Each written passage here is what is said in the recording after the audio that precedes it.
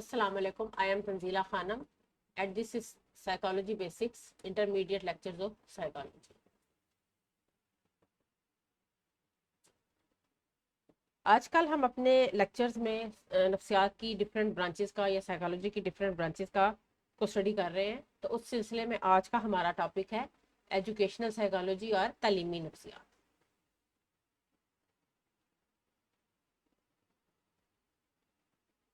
जैसा कि इसके नाम से जाहिर है, ये नफ्सियात की ये साइकोलॉजी की ये ब्रांच जो है ये पढ़ने और पढ़ाने के से ताल्लुक़ रखती है, teaching and learning of the students.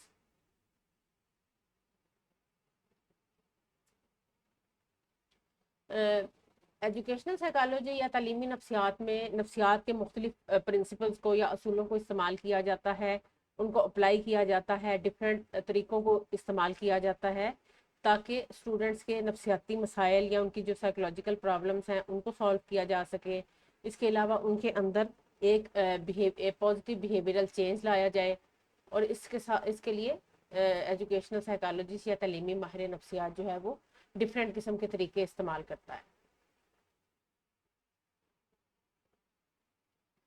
Educational psychology का स्कोप बहुत ज़्यादा वास्ट है और इसके अंदर हम दूसरी फील्ड्स को भी देखते हैं कि इसके साथ अटैच्ड हैं, जैसे डेवलपमेंटल साइकोलॉजी के किसी भी इंडिविजुअल में किस लेवल पे किस तरह की ग्रोथ है और डेवलपमेंट हो रही है और किस तरह की चेंजेस आ रही हैं। इसके अलावा सोशल साइकोलॉजी भी इससे बहुत ज़्यादा रिलेटेड है, क्योंकि स्कूल में या एजुकेशनल सेटअप में हम दूसरे लोगों के साथ कांटेक्ट कर रहे होते हैं, तो हमारा सोशल इंटरेक्शन भी बहुत ज़्यादा इंपॉर्टेंट होता है। फिर हमारी साइकोमेट्री या साइकोलॉजिकल टेस्ट जो कि स्टूडेंट्स की एजुकेशनल जो अचीवमेंट्स हैं उनकी मेजरमेंट के लिए या उनकी असेसमेंट के लिए यूज़ किए जाते हैं। तो ये सारी चीज़ें एजुकेशनल साइकोलॉजी के स्कोप में आती हैं। जो एजुकेशनल साइकोलॉजिस्ट या तालीमी माहिर नफ्सियात है वो इस फील्ड के अंदर 3 मेजर फैक्टर्स पे काम करता है, जिसमें से एक है ऑब्जेक्टिव्स और गोल्स या मकासद जो है वो तालीम के मकासद या objectives of education. Number 2 is criteria and content के जो सिलेबस है उसमें क्या क्या चीज़ पढ़ाई जाएगी, क्या क्या चीज़ें किस किस लेवल पे और किस ग्रेड पे शामिल की जाएंगी। और थर्ड वन इज़ मेथड, यानी कौन सा तरीक़ाकार इस्तेमाल करके बच्चों को तालीम दी जाएगी। सबसे पहले हम देखते हैं कि तालीम के मकासद या ऑब्जेक्टिव्स क्या हैं। ये सबसे पहली चीज़ है जो एजुकेशनल साइकोलॉजिस्ट जो है उसको अपने ध्यान में लाता है और इस पर तवज्जो देता है। जो किसी भी तालीम के मकासद 2 तरह के होते हैं, एक जनरल और दूसरे स्पेसिफिक। अब जनरल मकासद में ये है कि किस तरह से मुख्तलिफ चीज़ें हमारी एक नस्ल से अगली नस्ल तक मुंतकिल हो रही हैं, जैसे बुज़ुर्गों की सोचें हैं, बिलीव्स हैं, वैल्यूज़ हैं, मुख्तलिफ किस्म के रस्म व रवाज हैं, कस्टम्स हैं। तो ये एक नस्ल से दूसरी नस्ल तक जब मुंतकिल हो रहे हैं तो ये इनको पास ऑन करना या इनको ट्रांसफ़र करना एक नस्ल से दूसरी नस्ल तक हमारे जनरल ऑब्जेक्टिव्स ऑफ एजुकेशन में शामिल है। और ये मोस्टली इनफॉर्मल एजुकेशन के थ्रू होता है। आपने देखा होगा ना, घरों में माएँ, दादियाँ, नानियाँ जो है ये चीज़ें बच्चों को सिखा रही होती हैं, अपने माजी के वाक़यात और जो है वो मुख्तलिफ़ किस्म के तारीख़ी जो है जो चीज़ें पेश आई होती हैं। फिर उसके अलावा फोक स्टोरीज जो हैं वो हमारी जो नस्ल दर नस्ल जो है चली आ रही हैं वो भी इसके अंदर आ जाती हैं। और इन सब का मकसद क्या है? बच्चों को एजुकेट करना। दूसरे किस्म के जो ऑब्जेक्टिव हैं वो स्पेसिफिक ऑब्जेक्टिव, और ये आमतौर पे जो फॉर्मल एजुकेशन है, जो किसी भी इदारे के अंदर कोई भी एजुकेशनल इंस्टीट्यूट है उसके अंदर जब कोई एजुकेशन हासिल की जाती है तो वहाँ पे एजुकेशन के जो गोल्स हैं उनको हम स्पेसिफिक या ख़ास मकासद कहेंगे। फॉर एग्जांपल, अगर एक बच्चा जो है वो उसके अंदर दिलचस्पी है आर्ट से, तो फाइन आर्ट्स पढ़ेगा और उससे क्या होगा कि उसकी आर्टिस्टिक एबिलिटी ज़्यादा होगी। फिर इस तरह अगर एक बच्चा जो है वो कंप्यूटर साइंस पढ़ रहा है तो उसका स्पेसिफिक ऑब्जेक्टिव क्या है कि वो एक हार्डवेयर या सॉफ्टवेयर का एक्सपर्ट बनेगा। तो इस तरह से ये फॉर्मल एजुकेशन के थ्रू जो स्पेसिफिक ऑब्जेक्ट्स हैं एजुकेशन के उनको कंप्लीट किया जाता है। अब एजुकेशनल साइकोलॉजिस्ट का यहाँ पे क्या काम है कि वो ये देखे कि जो स्टूडेंट्स जो हैं वो किस तरह से अपने स्पेसिफिक ऑब्जेक्टिव्स को मीट कर रहे हैं according to their likes, interests and aptitude et cetera, کہ ان کا رجحان کس طرف کس چیز میں وہ زیادہ دلچسپی لیتے ہیں، اور اس کی بیس پہ پھر اسپیسیفک جو سبجیکٹس ہیں ایجوکیشن کے وہ متعین کیے جاتے ہیں۔ دوسرا اہم پہلو جہاں پہ تعلیمی ماہر نفسیات یا ایجوکیشنل سائیکالوجسٹ کام کرتا ہے ایجوکیشنل سیٹ اپ میں، وہ ہے کرائٹیریا اینڈ کانٹینٹ۔ یہ بہت امپورٹنٹ ایریا ہے، کیونکہ اس میں یہ بتایا جاتا ہے یا یہ ڈٹرمن کیا جاتا ہے کہ ایک بچہ ایک اسپیسیفک ایج پہ کیا سیکھے گا۔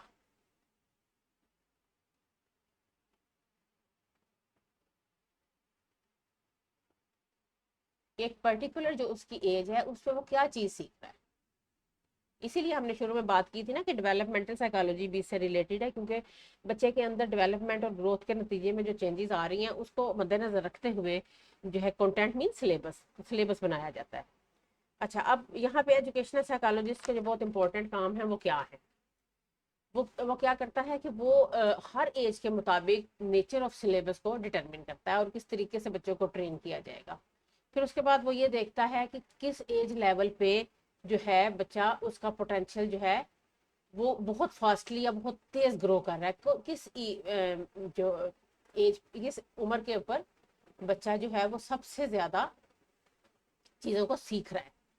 اچھا، پھر اس کے بعد یہ ہے کہ کون سا ایسا ٹائم ہے جب وہ مور ڈیفیکلٹ سکلز کو سیکھ سکتا ہے۔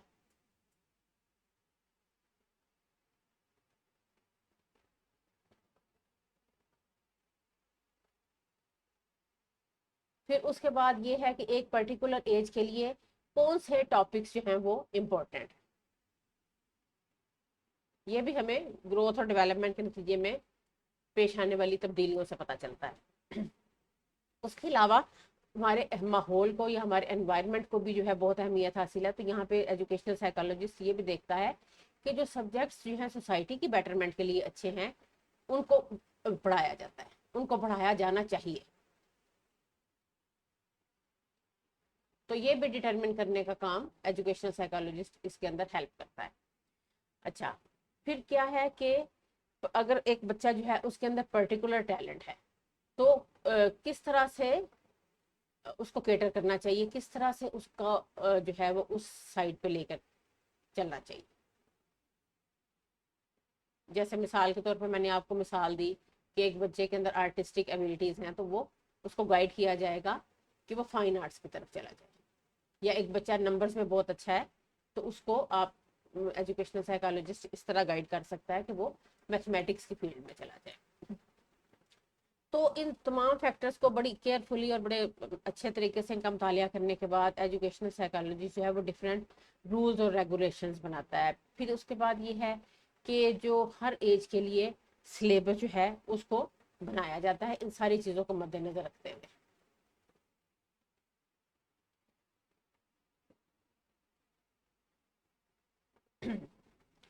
اب یہاں اس مقصد کے لیے جو کریکولم سیٹنگ کمیٹی ہوتی ہے یا وہ کمیٹی جو سلیبس بنا رہی ہے بچوں کے پڑھنے کے لیے، ایجوکیشنل سائیکالوجسٹ بھی اس کا حصہ ہوتا ہے۔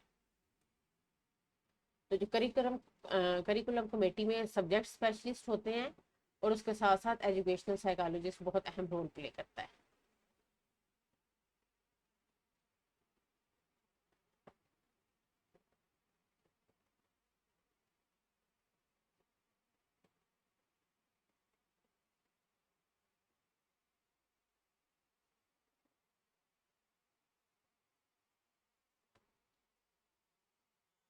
اگر ہم اس کو مثال سے سمجھنا چاہیں تو آپ یہ دیکھیں کہ جو کنڈر گارٹن کے بچے ہیں، یہ بہت چھوٹے لیول کے جو پلے گروپ اور نرسری کے لیول کے بچے ہیں، اگر ہم ان سے یہ توقع کریں کہ وہ مضمون لکھ کے دکھا دیں گے یا وہ گرامیٹک جو رولز ہیں ان کو بڑا فالو کریں گے یا بڑے بڑے میتھمیٹیکل پرابلم سالو کر دیں گے، تو ایسا پاسبل نہیں ہے۔ اس لیے وہاں پہ سلیبس ایسا بنایا جائے، وہاں اس کو محدود رکھا جائے بیسک سکلز، جیسے وہ ایسے تو نہیں لکھ سکتے لیکن الفابیٹس یاد کر سکتے ہیں، اس طرح میتھمیٹیکل پرابلمس تو سالو نہیں کر سکتے لیکن نمبر سیکھ سکتے ہیں۔ تو اس لیے ان کا جو سلیبس ہے اس کو ان بیسک چیزوں تک محدود رکھا جائے۔ تیسری بہت امپورٹنٹ چیز جو کہ ایجوکیشنل سیٹ اپ میں ایجوکیشنل سائیکالوجسٹ فیسیلیٹیٹ کرتا ہے وہ ہے میتھڈ آف ٹیچنگ۔ کہ اس میں ایک تو ٹیچنگ میتھڈ آ جاتا ہے، دوسرا یہ ہے کہ اسیسمنٹ کس طرح سے کی جائے گی، کویشچن پیپر کیسے بنائے جائیں گے، پھر جو آپ کا ایگزامینیشن سسٹم ہے وہ سیمیسٹر سسٹم ہوگا یا اینول سسٹم ہوگا، پھر اس کے بعد جو ہے وہ جو سلیبس ہے اس کی ریلیونس جو ہے وہ میتھڈ کے ساتھ کس طرح ہوگی، یعنی کون سا سلیبس کس طریقے سے پڑھایا جائے گا۔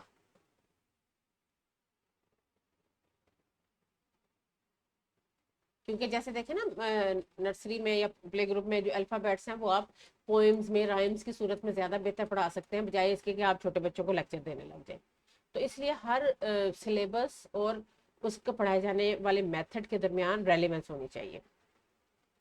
اچھا، اگر ہم اس کو اب یہ دیکھیں کہ تھوڑا سا اس کی مزید تفصیل میں جائیں تو جو ایجوکیشنل سائیکالوجسٹ ہے یا تعلیمی ماہر نفسیات ہے وہ یہ دیکھتا ہے کہ سلیبس جو ہے ہر گریڈ میں، ہر کلاس میں، ہر لیول پہ یونیک اینڈ اسپیسیفک ہونا چاہیے۔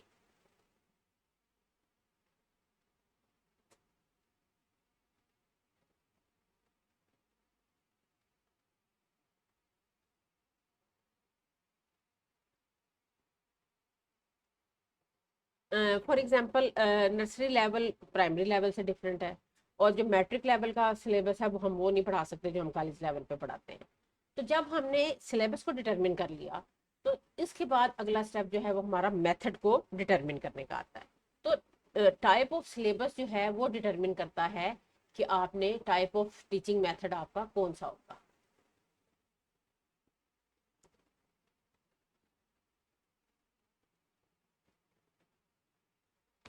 اگر ہم نرسری لیول کو دیکھیں تو وہاں پہ بچے کس طرح سے سیکھتے ہیں، وہ مختلف کھیلیں کھیل کے، پوئمس پڑھ کے، کلرنگ کر کے، اور ایسی ایکٹیویٹیز جو بہت زیادہ فن بیسڈ ہوتی ہیں۔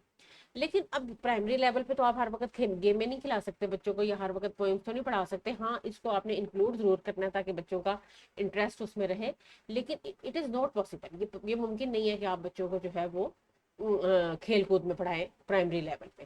پھر اس کے بعد جو ہے وہ اب پرائمری لیول پہ آپ لیکچر بھی نہیں دے سکتے، لیکن جب آپ کالج لیول پہ جاتے ہیں تو وہاں پہ لیکچر میتھڈ بہت اچھے طریقے سے کام کرتا ہے۔ سو اس سے یہ ثابت ہوتا ہے کہ جو ٹیچنگ میتھڈ ہے وہ کن کن چیزوں سے افیکٹ ہو رہا ہے۔ نمبر 1 ہے ایج، اسٹوڈنٹس کی ایج کیا ہے۔ نمبر 2 ہے کہ سلیبس کس طرح کا ہے، اور نمبر 3 ہے کہ آپ کی گریڈ یا کلاس یا لیول کون سا ہے۔ تو یہ ساری چیزیں مل کے ٹیچنگ میتھڈ کو ڈٹرمن کر رہی ہوتی ہیں۔ اچھا، اس کے علاوہ تعلیمی ماہر نفسیات کا اور جو کام ہے وہ یہ دیکھنا ہے کہ جو ڈفرینٹ بچے ہیں ان کا آئی کیو لیول جو ہے وہ دیکھا جاتا ہے کریکولم بنانے کے لیے، کیونکہ ایک جگہ پہ ہر طرح کے بچے ہوتے ہیں، ڈل بھی ہو سکتے ہیں، سلو بھی ہو سکتے ہیں، انٹیلیجنٹ اور گفٹڈ بھی ہو سکتے ہیں۔ تو ان سب بچوں کو ہم نے ساتھ لے کے چلنا ہوتا ہے۔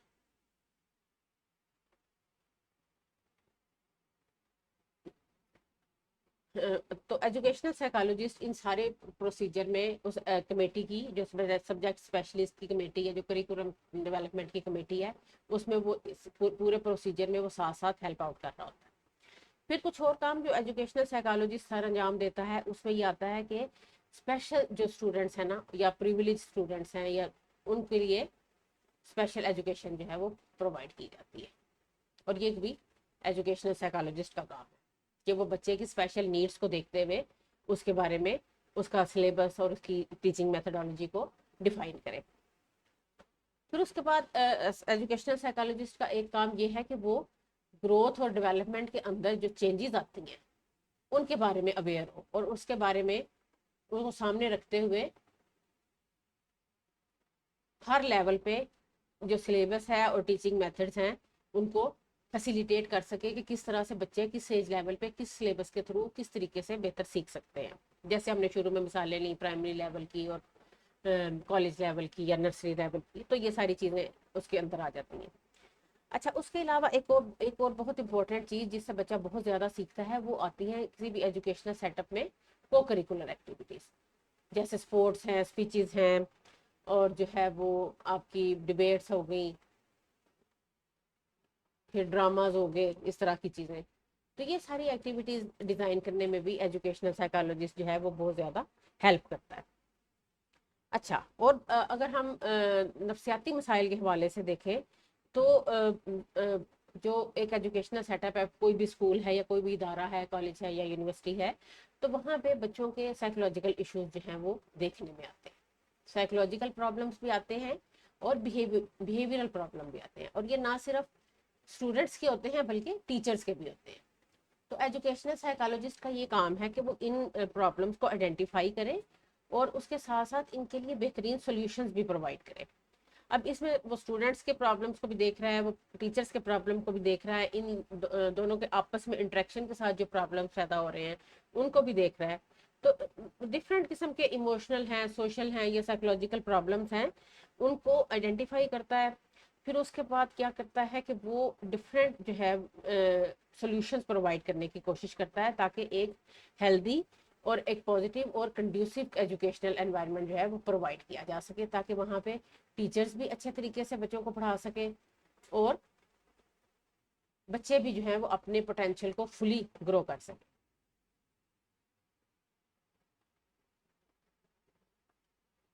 تو یہ سارے ڈیوٹیز تھیں جو کہ ایجوکیشنل سائیکالوجسٹ پرفارم کرتا ہے، اور کس طرح سے بچوں کو لے کے ساتھ چلتا ہے، اور سبجیکٹ اسپیشلسٹ کے ساتھ جو ہے وہ ہیلپ کرنے کے ساتھ ساتھ ڈفرینٹ مسائل کو بھی حل کر رہا ہوتا ہے. امید ہے کہ آپ کو یہ پسند آئی ہوگی اور آپ کو اس سے فائدہ ہوگا. اگر ایسا ہے تو میرے اس کو لائک کریں، شیئر کریں، میرے چینل کو سبسکرائب کریں. Thanks for watching.